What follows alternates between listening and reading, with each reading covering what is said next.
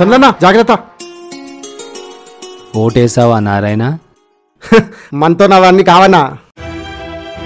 నువ్వెక్కడికన్నా? ఓటేయడానికి. అన్నా ఇట్లా ఉండి కూడా ఓటేయడం అవసరమా అన్నా? ఆ గుంత చూసావా నారాయణ? అలాంటివెన్నో నా దేశాన్ని ముందుకెళ్లకుండా ఆపుతున్నాయి. నా విటితనానికి నాకు అస్సలు బాధ లేదు. కానీ నేను ఓటెయ్యకుంటేనే నా దేశమే అవిటిదైపోతుందేమోనన్న బాధ.